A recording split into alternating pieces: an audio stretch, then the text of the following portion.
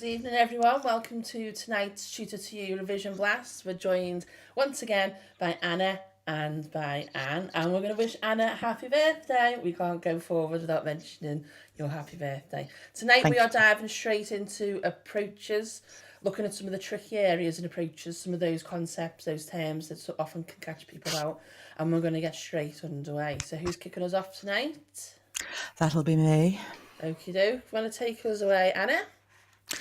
Okie dokie. So we're just going to start with a little bit of an activity here where we're just going to link two different approaches. So you can see a picture appear, and I guess we're looking for the person who's quickest in identifying which of the approaches this belongs to. So we'll start with our first one. Off we go.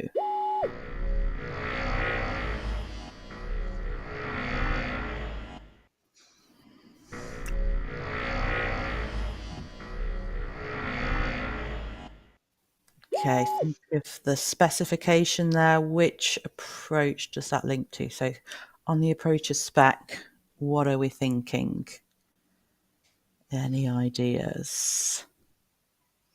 Okay. Oh, it's coming through. Oh, interesting. Okay, that's interesting. We've got quite a lot of humanistic in there, which is interesting. In fact, the answer is actually Wundt. So I guess what we're thinking there is introspection, the kind of person's reflecting on their own phenomenological experience of the world there.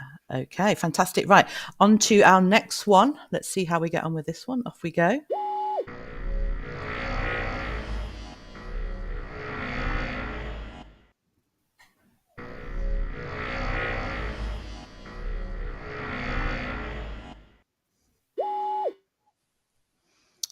Okay, so what are your loads of answers coming through this time, and all right as well here. Yeah, so well done. That one belongs to the biological approach. And I think what it's worth kind of thinking of is when each of these come in, think about, well, what part of the specification would it be related to? Because it's easy just to think of the approaches in really, really general terms. But let's not forget, next to each approach, the specific things on the specification that you've got to know. So we might talk about genotype and phenotype with this, or maybe the genetic basis of behavior.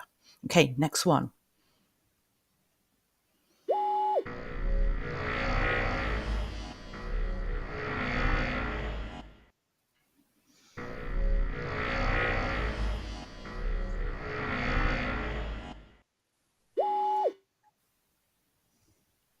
Excellent. I can see already some correct answers coming through. But again, kind of just try and reflect on which part of that approach are we thinking about. So yes, certainly the psychodynamic approach. And we're really talking about the tripartite theory of personality. That's it. Excellent, JT Galaxy. So we're looking at the id, the ego, and the superego there. Superb. Right, on to our next approach.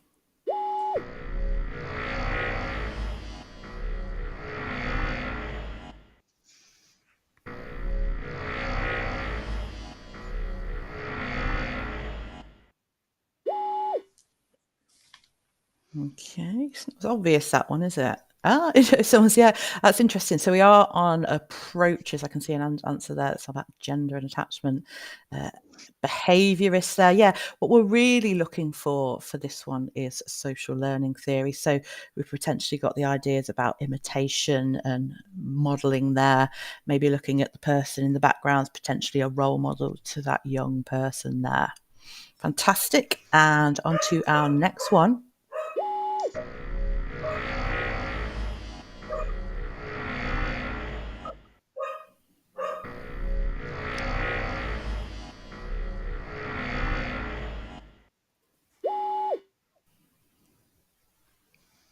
Okay, again, a little bit more ambiguous, that one.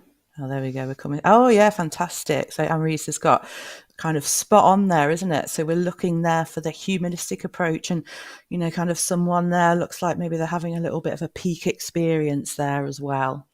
Fantastic. Okay, so I think, Anne, it's over to you for the next activity.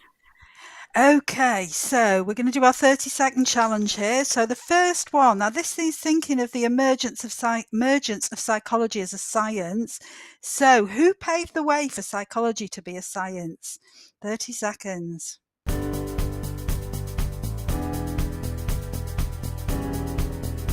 in the timeline, think right at the start. Who's the earliest point on this timeline? Oh, very, very quick there. Anybody know the date?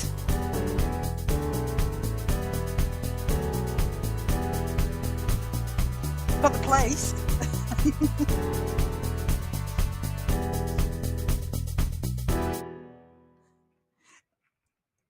1968, a little bit late. I think it was definitely 18 something. I think it's 1898.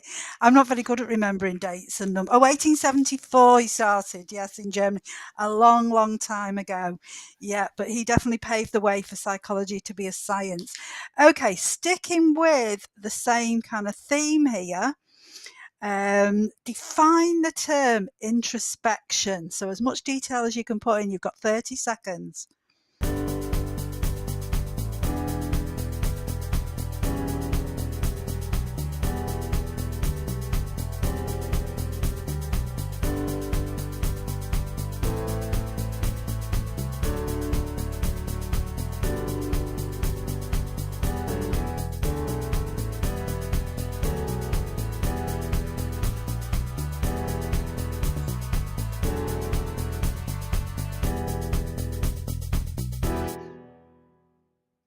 Okay, 30 seconds. We've got some answers coming through. The trouble is they all come through on a few at a time, and then loads come up. So yeah, we're all talking about introspection. So it's observing kind of your own mental processes, hence the image with the mirror. I'm just going back to look at some of those. Yeah, he talked about it as an experiment, but it was looking on things going on internally, thoughts, images, feelings, sensations. So looking inwardly, so they had to talk about what they were feeling, what they were thinking, what they were so on, describe their own thoughts and feelings. Some really, really great answers there. So it's like self-observation, isn't it? Observing your own feelings and thoughts and so on. And then the last step, nice JT Galaxy, they're reporting their thoughts to the psychologist. Okay, so some great answers there. So you clearly know what's meant by introspection, because I think sometimes this is a forgotten bit of the specification. Okay, so let's move on to the next one. So which approach followed Wundt's?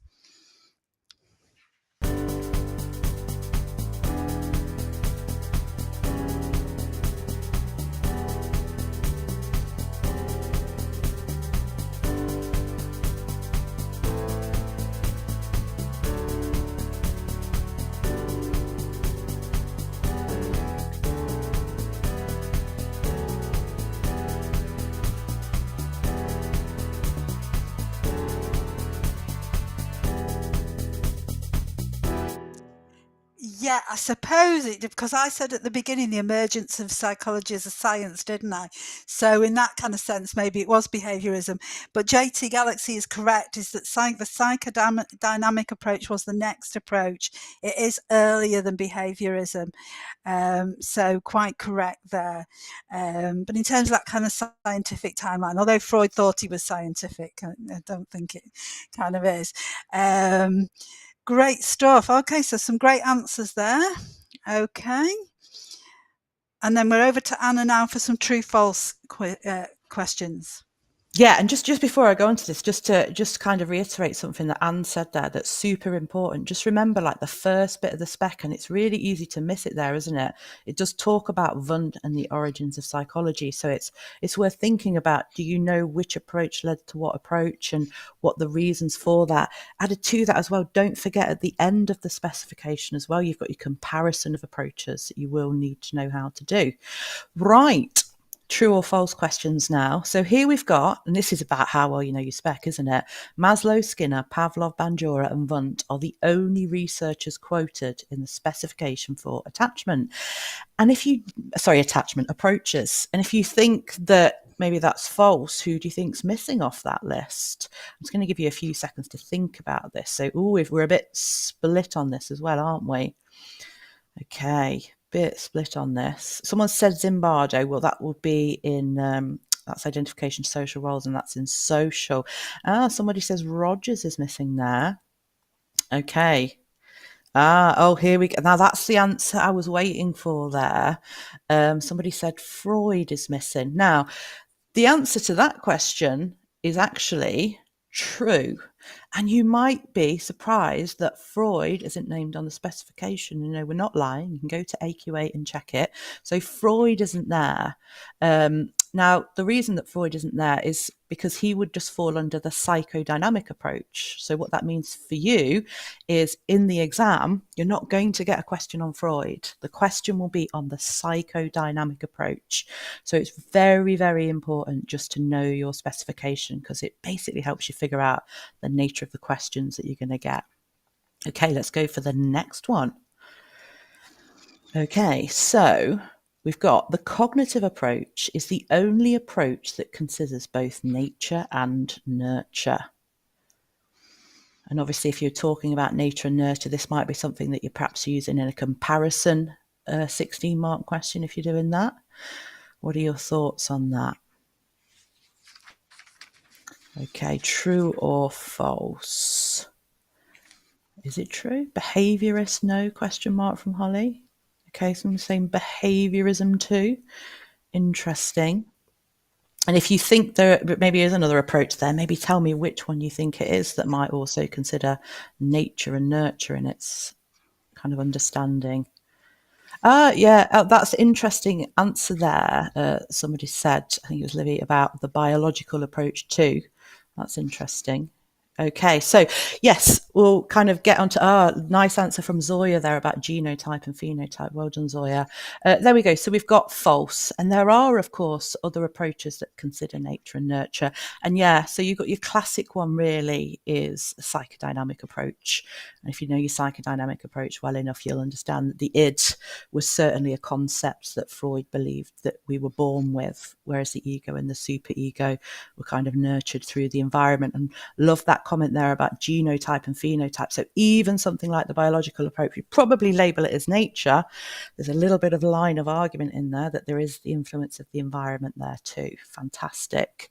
Okay, let's go on to our next one. Okay, so we've got the only approach that is unscientific is the humanistic approach. What do you think about that one? And if you disagree again, give me some more there on the answer. Okay, got some answers already coming through. Fantastic. Okay, so Holly, if you think it's false, tell me why. Give me a little bit more on that. Same with you, Jess. I can see some other ideas in this. Nice answer there from JT Galaxy. Recognise your name from the last one. Well done. Right, yeah. So obviously there are, just in terms of the answer, there are many approaches that we might consider unscientific. And obviously we need the justification behind that. If we were using it in the exam, we might consider that the cognitive approach is a little bit unscientific because it uses inference and sometimes case studies. Of course, with the psychodynamic approach, we'd certainly talk about the unscientific nature of that with a heavy use on case studies as well. So some fantastic answers there. All right. Well done, folks. Anne, I think it's back over to you. Yep. Okay, so thinking about your approaches, work out the 4 groups of phrases here. They're kind of 4 different groups and they apply to 4 different approaches. So, bit of a tricky one, this one. Yeah. And do you think the Go on. Go on. I was just saying, are we going to give them an approach to start with? I was going to see if they could do the 4, but for a minute and then maybe go on to give them the approaches, because I think it's a bit hard, isn't it? Let's see if anybody can have a look at them and think, but I think it's a bit hard. You're not getting any answers through.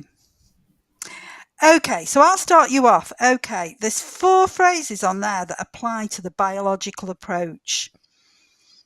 Which 4? If you can just kind of write them quickly.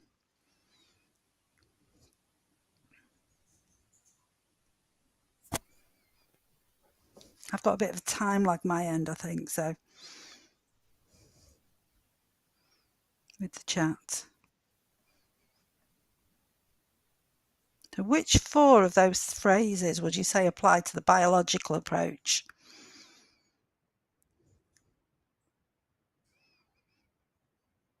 I mean, if you can get 2 or 3. Oh, here we go. We just wanted 4, but I suppose you could definitely nature. We've definitely got nomothetic.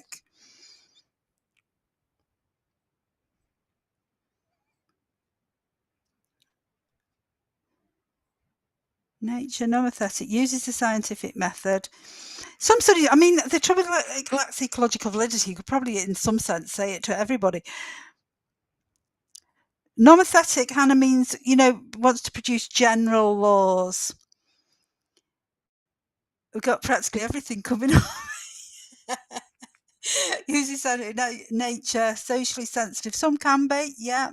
Means the theory, yeah. Good answer there. Okay, let's have a look at what we've got for biological. Which did we pick? So yeah, some of it can be socially sensitive because it's kind of saying biology is destiny, isn't it? Nomothetic, we got scientific methods and nature.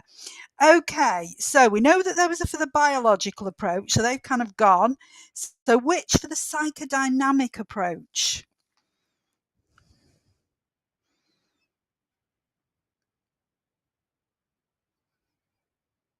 So which of those that are left would you go for the scientific approach?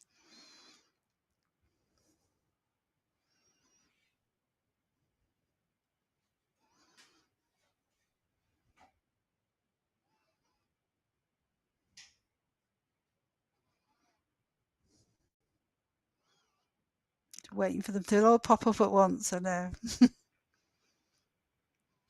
Idiographic and nomothetic. Well done, Holly, because Freud came up with his general law, didn't he? The stages of personality, but then he used case studies. So excellent. Yep, gender bias, nature and nurture, and case studies we've got there. Claims to be uses case studies, gender bias. Lowe's doing gender bias there. Okay, so those are your psychodynamic. Okay, so we've got some left now. What about behaviourist approach? Which are the ones that are left then apply to the behaviourist approach?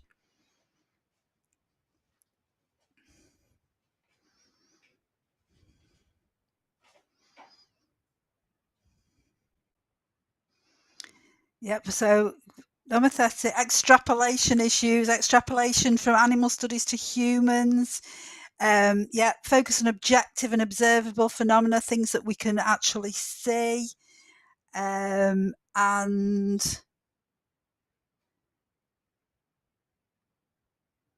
yep, it's nurture. Yep. Okay. Now, from the ones that are left, what would you say is the last approach? Because you've only got 4 left, so I can't ask you to choose. But what do you think is going to be the 4th group? Which approach?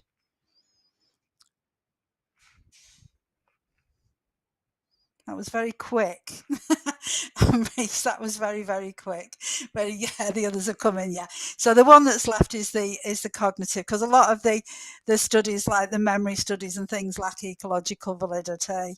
It's scientific, but it's looking at things that are inference rather than things that you can actually see. Again, nature and nurture, and again, it's nomothetic, trying to come up with models that would apply, to everyone. Okay, well done, because it's a bit of a tricky one, that one. You did really well. Back to Anna. Okay, folks. So next thing we're going to do is a couple of 10-second countdowns. And what I will say about these questions is these questions are a little bit trickier. So you have 10 seconds basically to answer the question on the screen. And I'll read some of your answers out. Think about who's maybe got the best answer on these as well. So first one, there you go.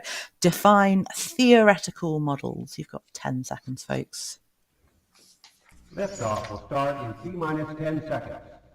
10, 9, 8, 7, 6, 5, 4, 3, 2, 1. We have ignition.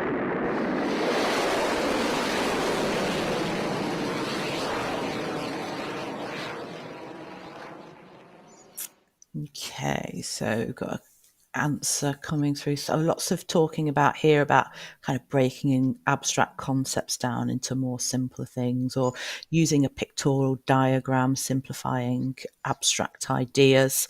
Okay, so what we've got here is quite simple actually to the answers that are coming up. We've got pictorial representation of a mental process such as a multi-score model of memory. Now, just this question in itself is actually really important because it's highlighting something that's becoming more common in approaches questions from AQA, which is focusing on the smaller parts of the specification.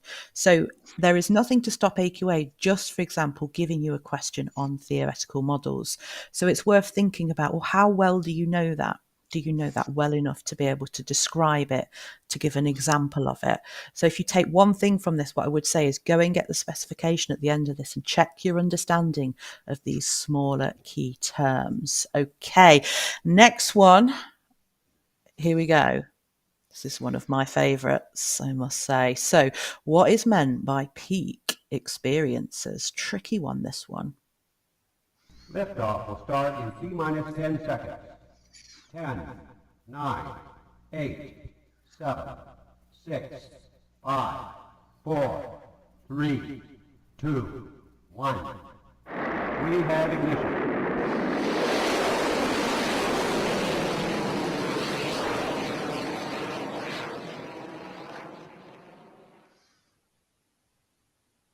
Just going to give this one a moment because my instinct, I can see Zoya's got a good answer there. And if that's, I think Zoya might be one of my students. So well done. Yeah, we've got, you're getting the right idea here, folks. You're linking it in with the humanistic approach. We've got Livy there talking about kind of congruence and stuff. So peak experiences. Now, if you don't know what they are, again, this is a bit of extra information we could give you here. It's like Zoya said there, it's a feature of self-actualization. So when you are self-actualized, or even a lot of you are talking about congruence there, a peak experience are those times in your life where you basically just feel brilliant. You know, I've had a few peak experiences today, obviously, because it's my birthday. Like, you know, you're not scared of anything. You feel like you're exactly the place you're supposed to be in life and you're doing exactly what you're meant to do. So again, the term peak experience is something that you could include, you know, maybe if you were talking about kind of self-actualization or indeed what congruence might feel like. Superb answers there. Okay, let's go on to another one, please. Here we go. So the difference between a genotype and a phenotype. And again, this would be something you would be expected to know. Off you go. Liftoff will start in T-minus 10 seconds. 10, 9, 8, 7, 6, 5, 4, 3, 2, 1. We have ignition.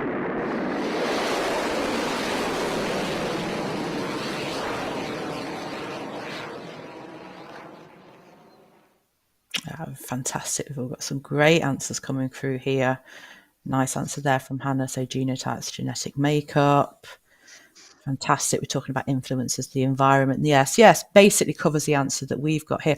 Great that you've thrown in some examples there as well, JT Galaxy as well. Fantastic. So with genotype, that's basically your DNA, your genetic makeup, whereas your phenotype is how then that's kind of expressed due to the influence of environment. And that's basically what we were talking about earlier, that's an element of the biological approach that we could argue is influenced by the environment. Fantastic. Right, we've got a little bit of activity here just to finish off. So all we need you to do here is just divide what's on the screen into two separate categories. So based on if they're deterministic or consider some free will. So in terms of typing, it might be better just to give me the answers that you think are, let's go for deterministic, and we'll see how we get on. Off you go. You've got 60 seconds, folks.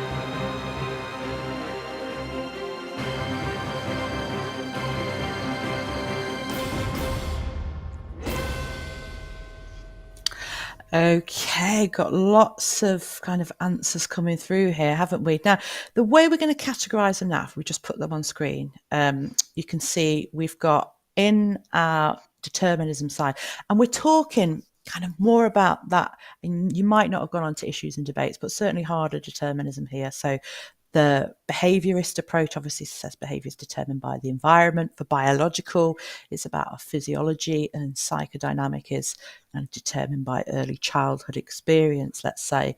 And then we've got considers some free will. So social learning theory, remember in SLT, you've got those mediational processes, that thinking and processing time.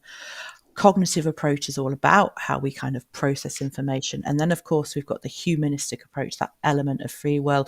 And it might well be the case here that the determinism free will debate is something that you use when you evaluate those different approaches. Okie dokie. Yeah, I was just going to say, when you have to compare, determinism is a good one, isn't it? Reductionism is a good one to compare. Scientific, which we looked at in the earlier activity. All of these things can come into their own really for that. Another great session. Thank you, Anne and Anna. Lots of top tips in there, and some quite niche areas of approaches were covered tonight as well, which are, as you said, Anna, often overlooked, aren't they? We had a question earlier, so I'm just going to ask it to you guys now. Difference between Wundt and emergence of psychology as a science, because you can get asked some straightforward questions, can't you, about Wundt, and then you could get asked a question about emergence of psychology as a science. How should students approach those two things differently? Well, I think emergence is more focusing on the kind of timeline, isn't it? Of the different kind of approaches coming out. Wundt kicked it off, like we said. I think it's funny, isn't it? Like knowing how these questions will come up, because it talks about Wundt and the emergence of psychology as a science. And I know when the questions come up before, it's been about whether or not Wundt was scientific. So, and I know that's how I teach it, is to go through Wundt and his methods, and then we have a discussion of why his methods were scientific, controlled manner, training people, and why his methods weren't scientific. The idea that introspection is an abstract concept and it's not easy to kind of understand. And I think there have been questions in the past that have focused on, like Pavlov and Skinner, and also looked at how scientific they were or what they contributed to science. And that's why I said, when we were talking about origins, it's really important to think about how one approach led to the next approach.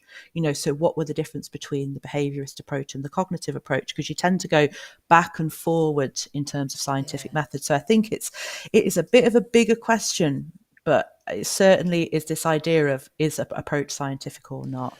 Yeah, and it's a great question, because there was an emergence question on the AS paper last year, and anyone who just talked about the timeline probably wouldn't have got marks. You had to talk about how one bit progressed onto the next and why that was better than what became before it, and so on. So there's a lot of skill there involved in approaches, isn't there? Not just what you read. There's a lot of things about what you do with it, how you structure those comparison essays, and we'll cover some of this again when we go through our exam skills and our exam clinics. But for now, we will see you next week. We're back on Tuesdays next week, and we're doing biological rhythms, another tricky area, so make sure you come to that. And thank you again to Anne and Anna.